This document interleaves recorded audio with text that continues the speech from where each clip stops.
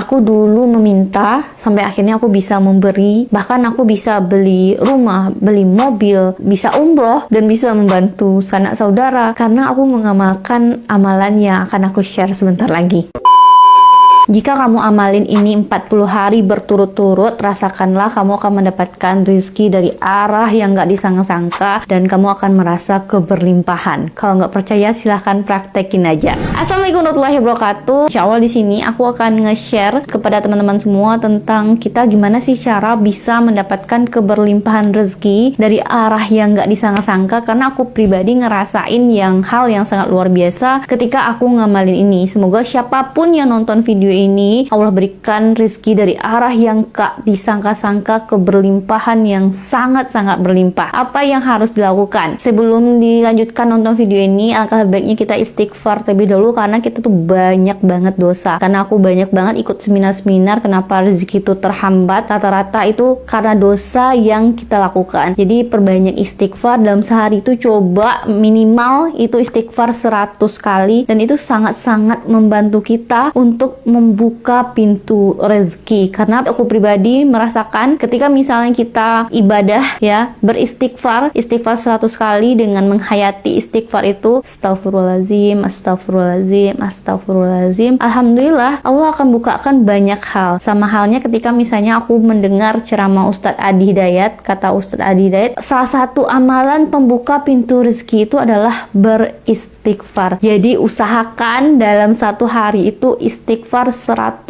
kali, insya Allah Allah mudahkan. Itu yang pertama, udah aku spill ya. Itu ya, jadi istighfar itu penting banget. Yang kedua, yaitu percaya sama yang namanya kekuatan doa. Doa itu ajaib, bener-bener ajaib. Tapi kita tuh sering banget salah dalam berdoa. Kita tuh berdoa sering banget kayak gini, ya Allah, aku ingin kaya misalnya, aku pengen banyak rezeki supaya aku bisa menunjukkan ke orang lain tuh juga nggak merendahkan aku gitu. Padahal sebenarnya ketika kita berdoa dengan niat yang luas, insya Allah Allah akan ngasih rezeki dalam jumlah yang banyak. Jadi jangan berdoa dengan niat yang sempit. Niat yang sempit yang aku sebutkan tadi yaitu berdoa cuman untuk diri sendiri ya, bukan untuk kepentingan orang lain ya. Kalau misalnya kita berdoa untuk diri sendiri, ya Allah ngasihnya ya untuk diri kita sendiri. Tapi kalau misalnya kita berdoa untuk niat yang luas, semisal nih, ya Allah, aku ingin kaya, dengan kekayaan aku bisa bersedekah setiap hari, bersedekah jauh lebih banyak, mengangkat derajat keluargaku, bisa pergi umroh bersama keluargaku, bahkan aku pengen sedekah setiap hari bersama orang